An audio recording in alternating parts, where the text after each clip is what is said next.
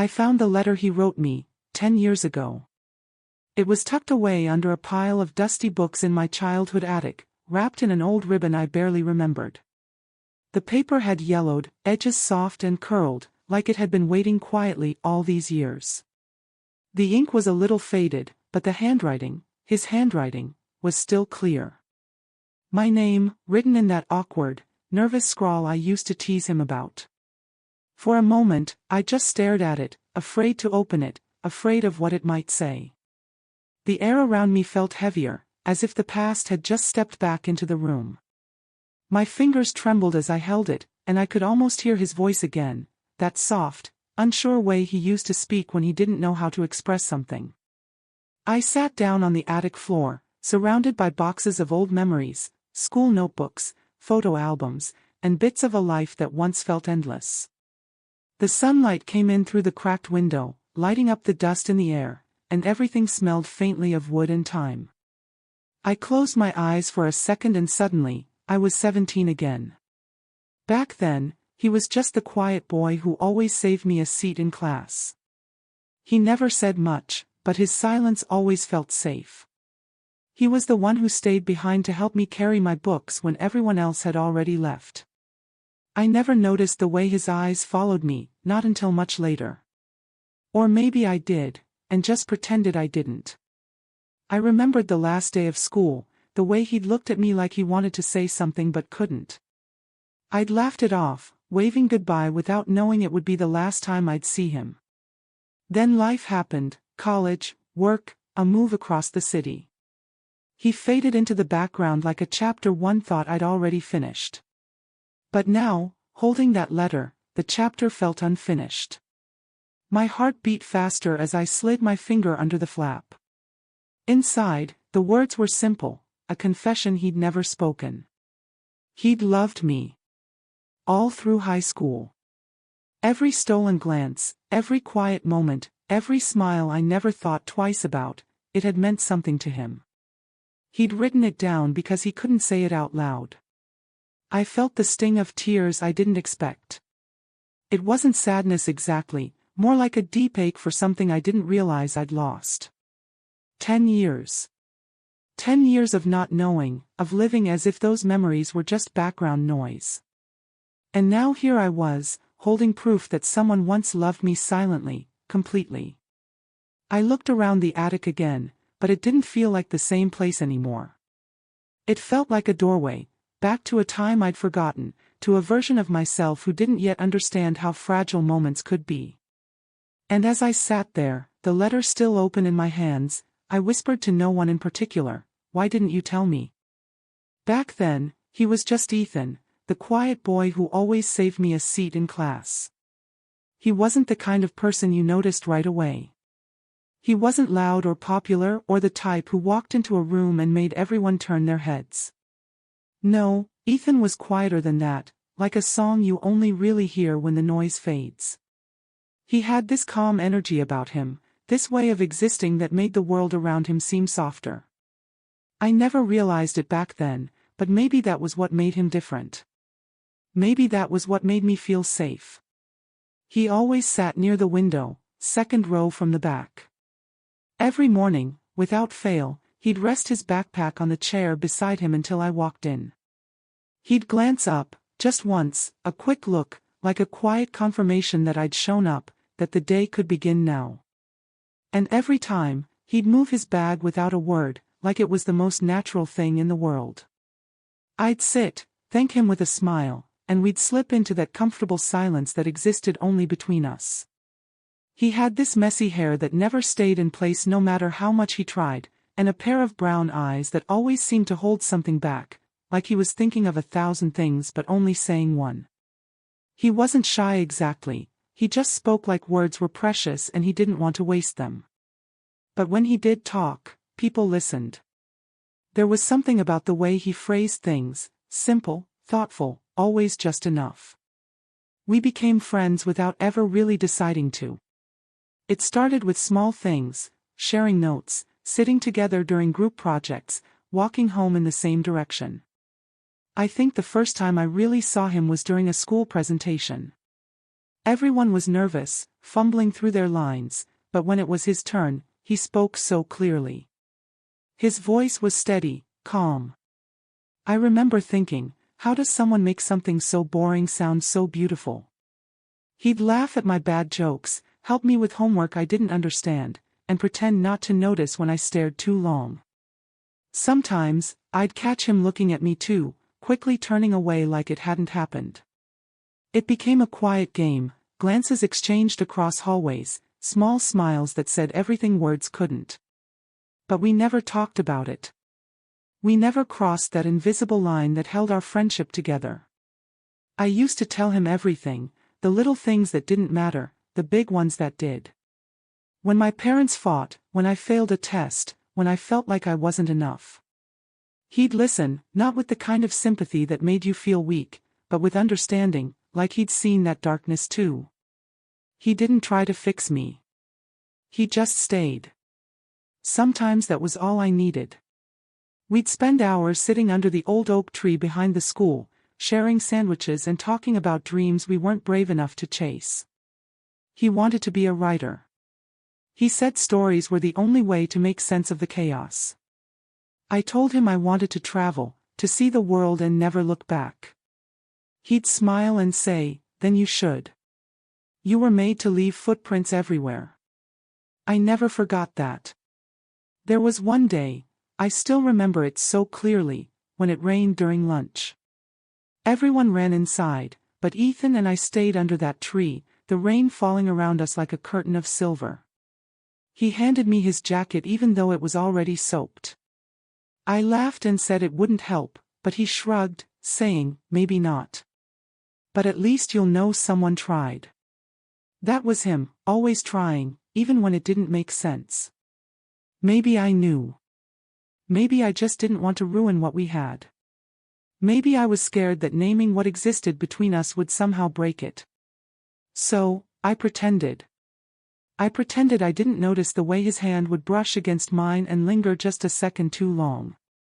I pretended I didn't see the way his smile softened when he looked at me. And he pretended too, that he was okay being just my friend. Looking back now, I think we both knew. We were just two kids standing at the edge of something beautiful, too afraid to step forward. The world felt so big back then, and we thought we had all the time in it. But time, I've learned, doesn't wait for you to be ready. Ethan was never the boy who said much, but somehow, he said everything without a single word. And I wonder, if I'd been braver then, if I'd just asked him what he was thinking that last afternoon we sat together, would the letter I found 10 years later have been necessary at all? High school ended, and life swept us apart. Just like that, the halls we used to walk side by side became memories, and the oak tree that once held our laughter became just another shadow in the background of growing up. We told each other we'd stay in touch. We meant it, or at least, I think we did. But promises are fragile things when the world starts to pull you in different directions. I left for college in another city, a place where no one knew me, where I could reinvent myself, where I thought I could start fresh. Ethan stayed behind, taking a local job while saving for something he never really told me about. We texted at first, little check-ins that felt warm, familiar. He'd ask how I was settling in, if I'd made new friends, if I still carried that lucky pen he gave me during finals week. I always said yes, though by then I'd lost it somewhere between moving boxes. We'd talk about everything and nothing, late-night messages about life, books, and silly things that made no sense but still made us laugh. But as weeks turned into months, the spaces between those messages grew longer. My life became filled with deadlines, new people, late-night study sessions. His replies came slower, shorter. I noticed, but I didn't ask why. Maybe because I knew how easy it was to drift. Maybe because part of me believed we'd always find our way back. Then one day, the messages stopped completely. No fight, no goodbye, just silence. I told myself he was busy, that he'd reach out eventually. But he never did, and I didn't either. Life moved forward, pulling me along with it, and Ethan quietly became part of my past. Years passed like that. I graduated, moved again, built a life that looked full on the outside but sometimes felt hollow. And I never once thought about that old attic, or the things I left behind there, until the day I went back. It was a quiet afternoon, the kind where the air feels thick with dust and forgotten things. I was cleaning, sorting through boxes of old clothes and schoolbooks, when I found it, the envelope with my name written in his familiar, nervous scrawl. My heart stumbled in my chest, and suddenly the room felt smaller. I sat on the floor, holding it like something sacred. It was strange, how 10 years could pass, and yet, in that moment, I was 17 again, sitting beside him, laughing under that oak tree, feeling safe without knowing why. I hesitated before opening it. My fingers shook a little as I slid under the flap, the paper soft from age. I could almost smell the faint scent of his cologne, or maybe it was just my memory playing tricks. I unfolded the letter slowly, and the first line stopped me cold. If you're reading this, it means I never found the courage to tell you in person. But I loved you, every single day I watched you smile. The words blurred for a moment as my eyes filled. I could hear his voice again, that soft, careful tone, every syllable carrying the weight of something he'd kept hidden for years. He'd loved me. Quietly. Completely. Without ever asking for anything in return. I read on, his words written with the same gentle honesty he'd always carried. I don't know if you ever felt the same. Maybe you didn't. That's okay. You made my world brighter just by being in it.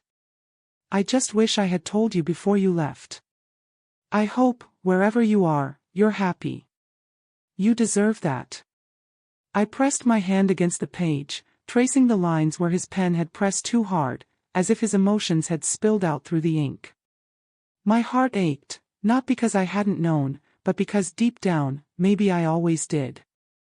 I'd just been too afraid to face it. In that attic, surrounded by old things that no longer mattered, his letter felt alive, like a voice reaching across time, whispering what he never said. And for the first time in years, I let myself remember him not as a ghost from my past, but as someone who once loved me in silence. Someone who saw me when I didn't even see myself. The afternoon light shifted, soft and golden, dust floating in the air like tiny stars. I sat there for what felt like hours, reading and rereading those lines until I knew them by heart. Each word stitched something back together, a connection I didn't realize I'd been missing. And as I folded the letter back into its envelope, I whispered, almost without meaning to, I'm sorry I never said it back. Maybe he'd never hear it. Maybe it was too late. But somehow, in that quiet attic filled with echoes of the past, it felt like he already knew. My chest tightened as I read each line. 10 years, and I never knew. The boy who once walked me home when it rained, who always carried my books without being asked, who stood beside me through every quiet heartbreak, had loved me all along, in silence. The words blurred, the letters bleeding softly into one another as tears gathered in my eyes. How could something so simple, so small, feel like a storm breaking inside me? I sat there for hours, the letter trembling in my hands, caught between past and present. My heart thudded against my ribs as if trying to make up for all the years it had stayed still. What if? That question repeated itself over and over, each time cutting deeper. What if I'd looked at him differently back then? What if I'd paid attention to the things he didn't say? What if we hadn't let time, and life, pull us apart? The attic light dimmed as the sun began to set, but I didn't move. The air felt heavy, thick with the ghosts of words left unspoken. My fingers brushed over the edge of the letter again, tracing the faded ink, feeling the weight of every moment I hadn't noticed, every smile I hadn't understood. Back then, I'd thought we were just two friends drifting through the same current. Now I realized he'd been swimming against it all along, silently fighting for something I didn't even see. Eventually, the silence became unbearable. I needed to know, to see him, to make sure he was real and not just a memory resurrected by time and paper. That night, I opened my laptop, hesitating before typing his name into the search bar. My heart pounded with every letter. It felt strange, intrusive, almost, to go looking for someone who'd once been such a big part of my life but who had vanished so completely. I hit enter. The screen flickered, and there he was. His profile picture appeared, and for a moment, I couldn't breathe. He was older now, sharper features, a little more tired around the eyes, but still, him. Ethan. His smile was different, more practiced maybe, but the same warmth lingered beneath it. His hair was shorter, neatly combed, and in one of the pictures, he stood by a small cafe, apron tied around his waist, sunlight spilling over his shoulders. He looked happy. Or maybe I just wanted to believe he was. I scrolled through more photos, him with friends, a few family shots, and one that made my breath catch. It was him standing beside a woman, her arm around his, both of them smiling at something off camera. The caption read, "Grateful for every day with you." For a second, I just stared, frozen. A strange ache filled my chest, not jealousy, not regret exactly, but something heavier. A realization that time had done what it always does, it had moved on, even when I hadn't. He'd built a life without me. The boy who once carried my books now carried someone else's heart. And I couldn't blame him. I was the one who'd left first. I clicked on the photo again, zooming in as if the closer I looked, the more I could find traces of the Ethan I used to know.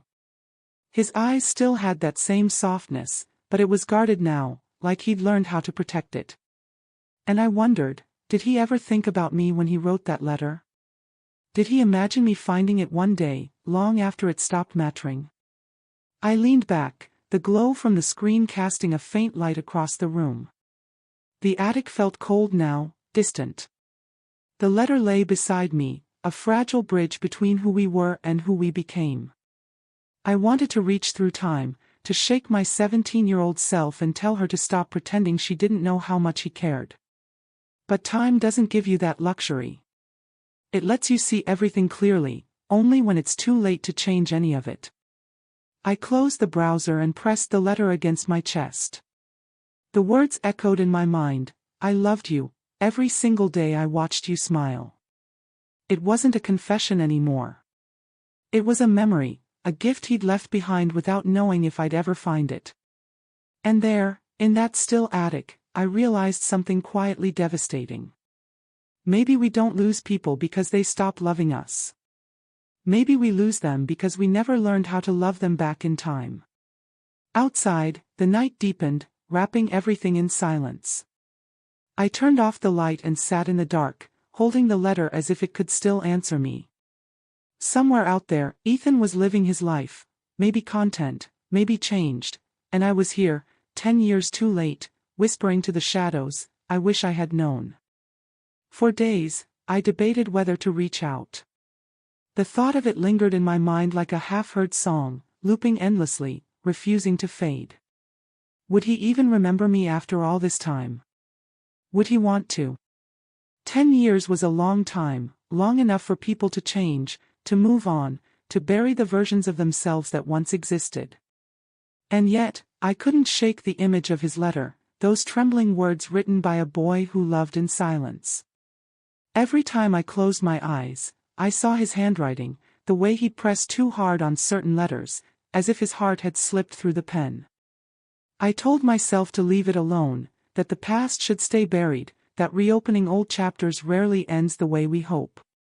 But there was a pull I couldn't ignore. A quiet voice inside me that kept whispering, "What if? What if he'd thought of me too?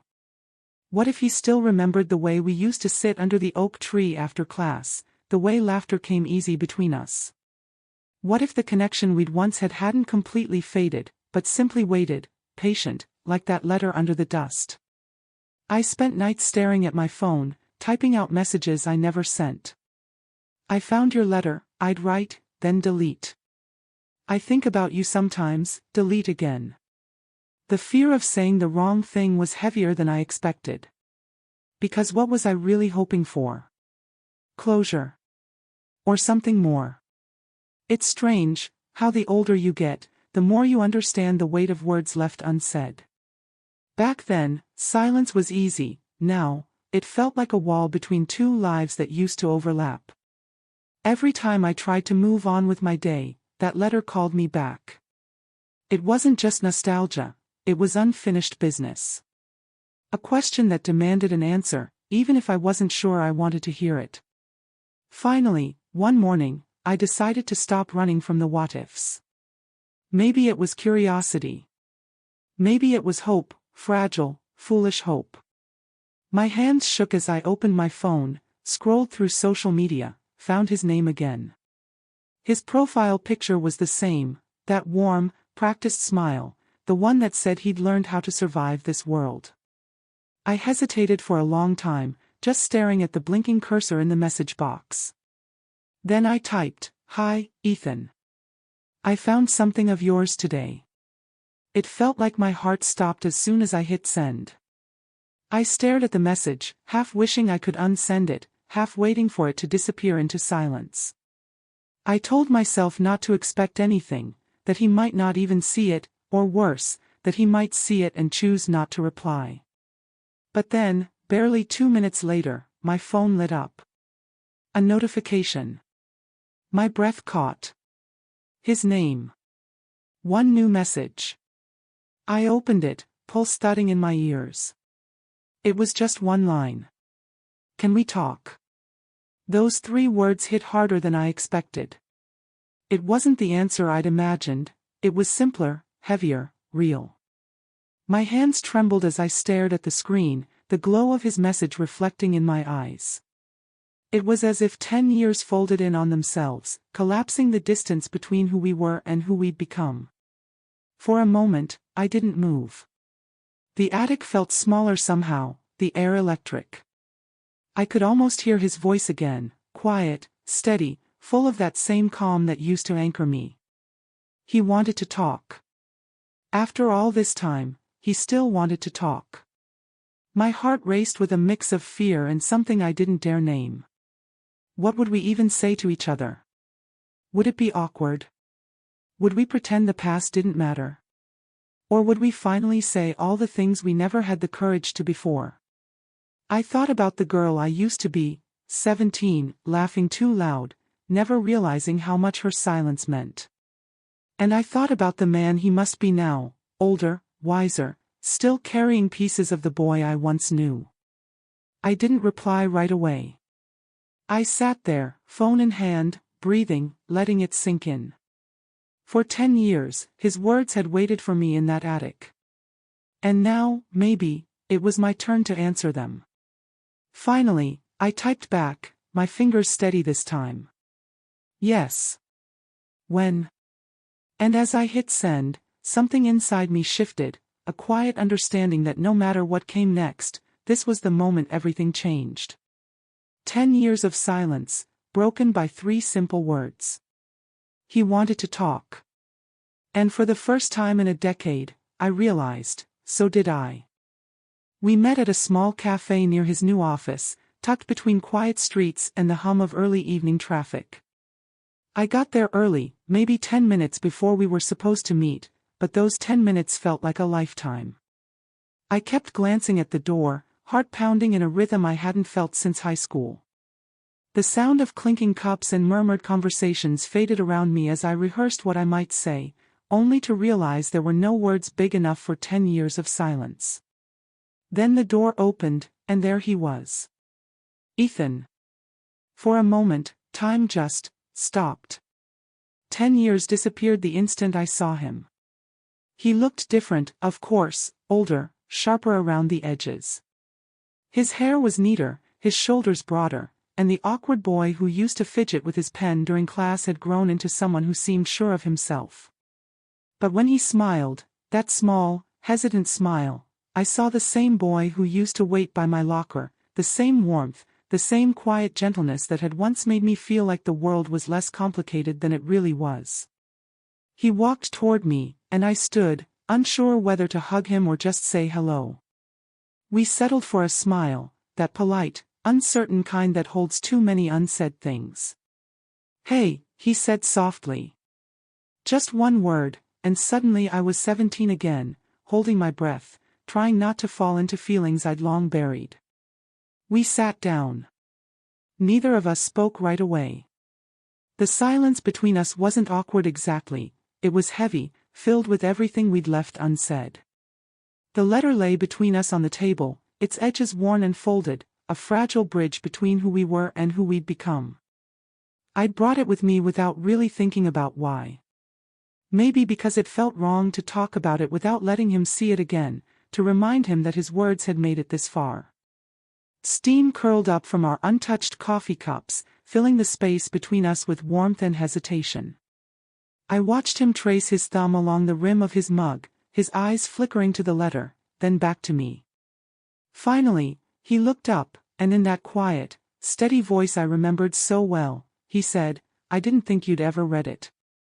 I smiled, a small, knowing smile that came from somewhere deep inside me. Neither did I. For a long moment, we just looked at each other. There was so much history in that silence, laughter, missed chances, memories buried under years of pretending we'd forgotten.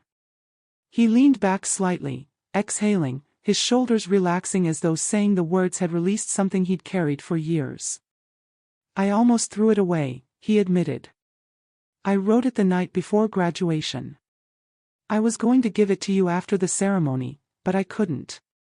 You looked so happy, and I didn't want to ruin that. So I left it in one of the boxes when we cleaned out the classroom. I figured maybe you'd find it someday, or maybe not. I stopped thinking about it after a while." I listened quietly, heart aching at the thought of him standing there back then, wanting to speak, but choosing silence instead. "You should have told me," I said softly, though I wasn't sure if I meant it as a question or a wish. He smiled faintly, looking down at his hands. "You had your whole life ahead of you.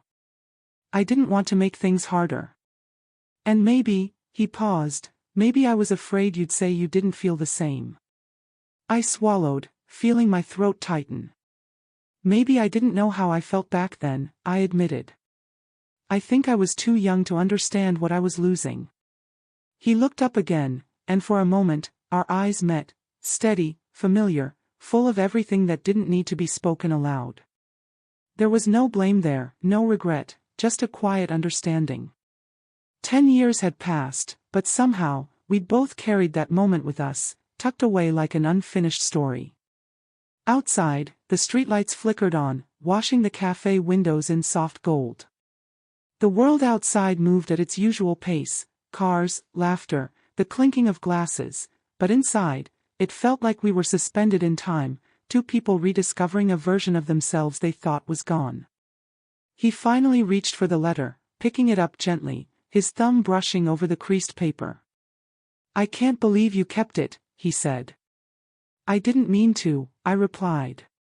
"It just waited for me." He nodded slowly, his expression unreadable. Then he smiled again, that same half-smile that used to undo me without warning. Maybe it was supposed to. We talked after that, about life, about where we'd been, about how strange it was to see each other after all this time.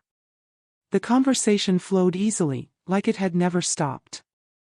And as the cafe lights dimmed and the world outside turned quiet, I realized something I hadn't before. Some stories don't end. They just pause, waiting for the right moment to begin again. And maybe, just maybe, this was ours. He reached across the table, his hand trembling slightly, fingers brushing against mine. The touch was hesitant, uncertain, yet filled with something achingly familiar, that same gentleness I remembered from so long ago. His voice was quiet when he spoke, steady but soft, like each word carried the weight of 10 years behind it. "I waited a decade," he said, "so I'd get this right." For a moment, I couldn't breathe. The cafe around us blurred, the chatter fading into a distant hum. It felt like the world had narrowed to the small space between our hands, the warmth of his skin against mine, the pulse I could feel beneath his fingers. 10 years. A decade of silence, of growing up separately, of trying to forget something we never really stopped carrying. And now, here he was, saying everything he never had the courage to before. I didn't know what to say. My throat felt tight, my heart a mess of emotions I couldn't untangle. I wanted to speak, to tell him that I'd kept him with me in small ways, in memories of rainy days, in songs that made me think of him, in the letter that somehow survived all these years. But no words came. All the years between us vanished in a heartbeat. It was just him and me again, two people sitting in a corner cafe, pretending we hadn't been strangers for a decade. We talked for hours after that. About everything. About nothing. The conversation drifted easily, the way it used to, soft laughter between sips of cooling coffee, stories about where life had taken us. He told me about his little cafe, how he started it after realizing that writing wasn't about success for him but about connection. I told him about my city job, how sometimes I still felt like I was waiting for something I couldn't name. Every so often, our hands brushed again, and neither of us moved them away. There was comfort in that, in rediscovering how natural it felt to sit across from him, in knowing that time hadn't erased the ease we shared. He laughed at something I said, that same quiet, genuine laugh I used to love. It hit me then how much I'd missed it, how much I'd missed him. And in the spaces between our laughter and the silences that followed, something began to stir. A feeling that had never really gone away, only slept beneath the noise of the years. It felt like coming home.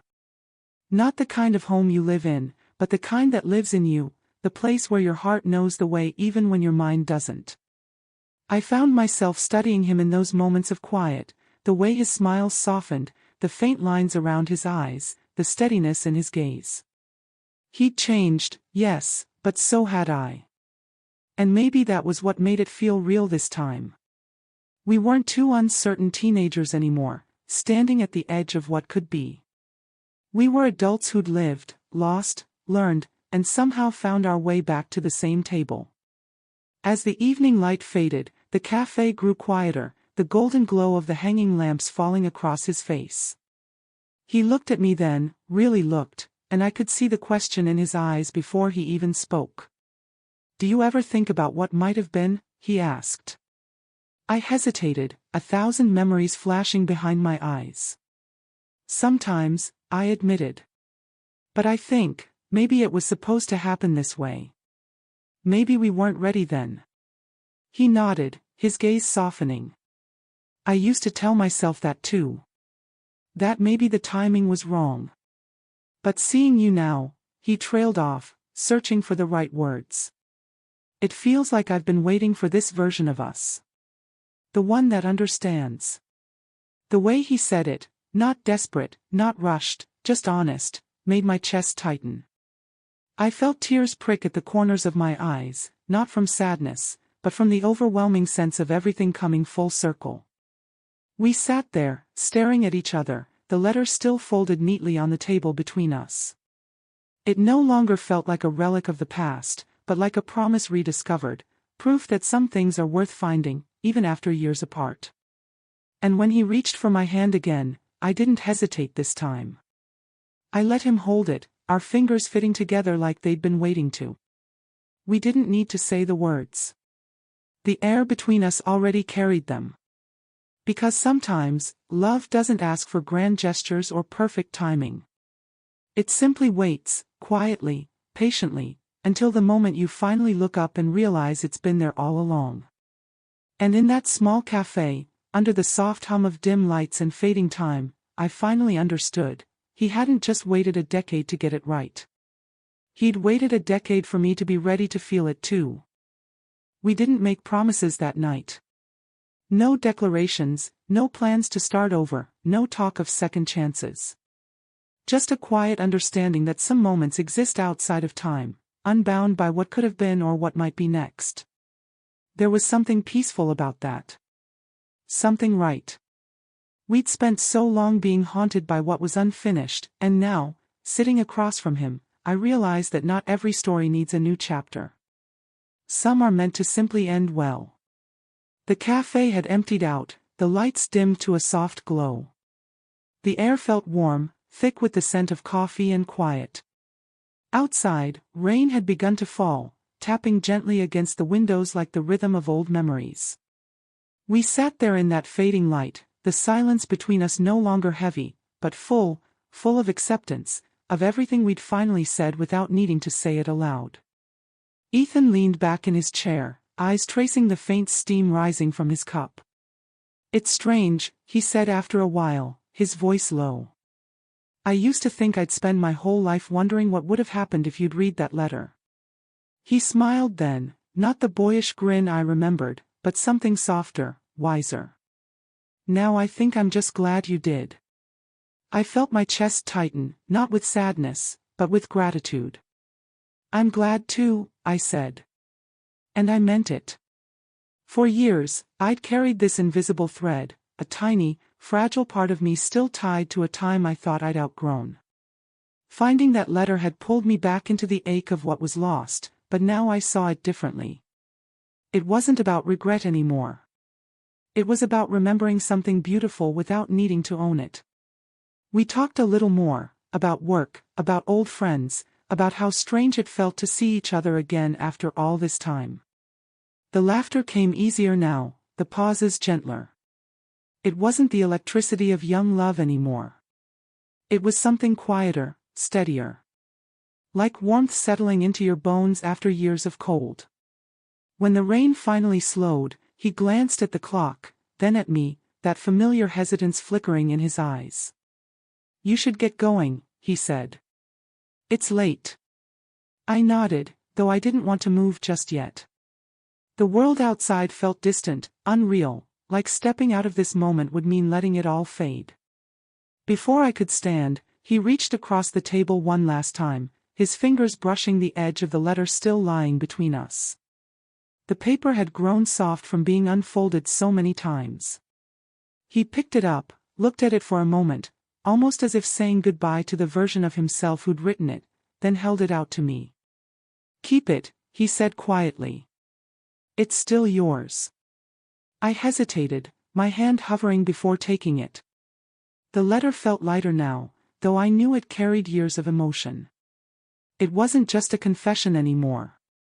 It was a memory, something pure, untouched, perfectly preserved. I smiled, a small ache sitting behind it. "Thank you," I whispered. He shook his head. "No," he said, smiling faintly.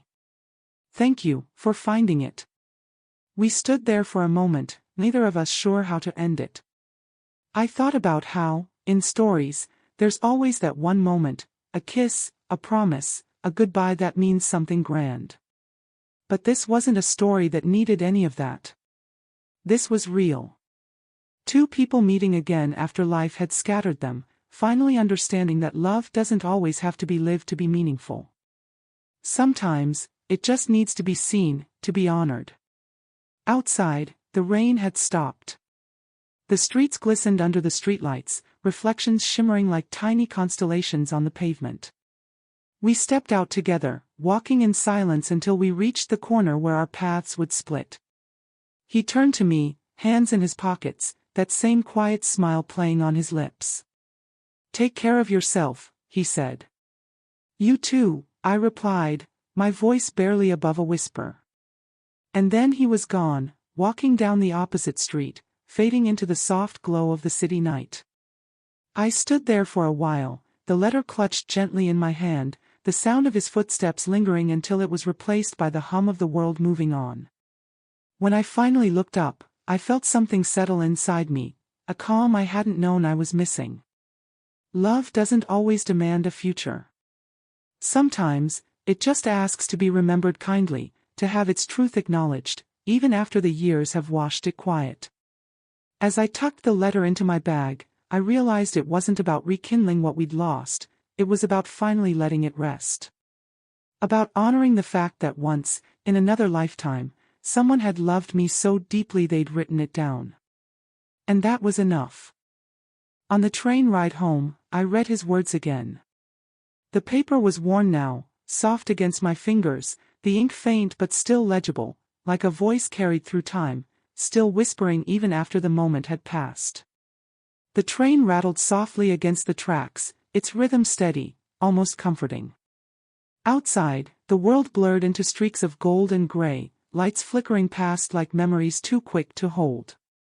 I leaned my forehead against the cool glass, and for the first time in a long while, I felt still. I'd thought reading that letter would break me, that it would drag me back into old regrets, into the ache of everything we never became. But instead, it brought peace. Not the loud kind that comes from answers or closure, but the quiet kind that comes from understanding. Love, I realized, isn't always about timing. It isn't always about getting it right, or holding on forever. Sometimes it's simply about truth, finally spoken, even if it arrives 10 years late. As the train swayed gently, I thought back to all the little things that led us here, the seat he used to save for me in class, the walks home in the rain, the silent glances that said more than words ever could. At the time, they felt small, ordinary.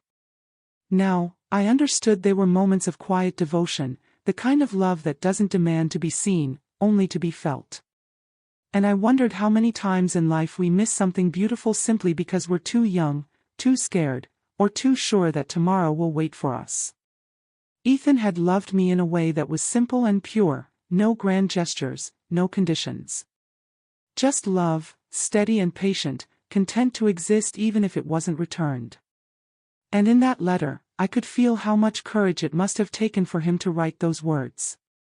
To confess something so vulnerable, knowing it might never be read. Maybe that's what love really is, not the promise of forever, but the bravery to be honest, even when the moment has already passed. I smiled faintly, watching the city lights flicker in the window's reflection. He'd changed, and so had I. We were no longer the same people who'd once lingered by the oak tree, afraid to speak. Life had shaped us, worn us down in places, softened us in others. And maybe that was the point.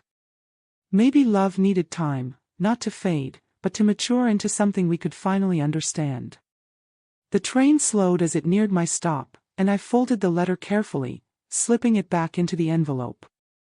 It wasn't just a piece of paper anymore, it was a reminder, of innocence, of silence, of things that once mattered deeply.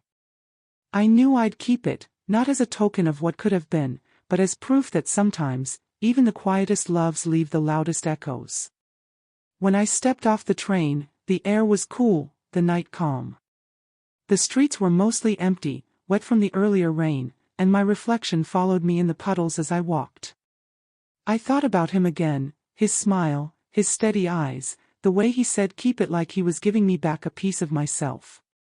Maybe we were never meant to fall in love then. Maybe the universe knew we weren't ready, that we still had growing to do, lessons to learn, lives to live before we could truly meet again, not as who we were, but as who we became. Timing, I realized, isn't everything. Sometimes it's just a backdrop to the lesson love is trying to teach us. Love doesn't always end with forever. Sometimes it ends with understanding, with two people sitting across from each other, 10 years later, smiling not because they're picking up where they left off, but because they've finally arrived at peace. As I turned the corner toward home, the city quiet around me, I thought about how strange it is that some stories don't need an ending to feel complete. Some stories just need to be remembered. To be felt. To be acknowledged. And maybe that's what his letter had done for me, reminded me that love doesn't vanish just because time passes. It changes shape, softens, and finds new ways to exist, in memory, in gratitude, in the quiet places of the heart where the past still hums softly. I looked up at the night sky, stars faint against the city glow, and smiled to myself. Maybe love isn't about holding on or letting go. Maybe it's about recognizing that, for a brief moment, someone saw you, truly saw you, and chose to write it down. And that's enough. Maybe we were never meant to fall in love then. Maybe the universe was just waiting for us to grow into the kind of people who could. If this story made you think about someone from your past, someone whose name still lingers quietly in your heart, maybe this is your sign. Maybe it's not too late to say the words you never did, or to simply let them know they mattered. Because sometimes, the right words don't come when we want them to. They come when the heart is finally ready to speak. Maybe love isn't about rewriting the past, but about acknowledging it, honoring the moments, the people, and the feelings that shaped who we are. Maybe the universe doesn't give us second chances, it gives us clarity, and the courage to feel without fear. Share your thoughts below. Would you reach out after 10 years? And don't forget to subscribe to CineVerse for more stories where time, love, and destiny meet halfway.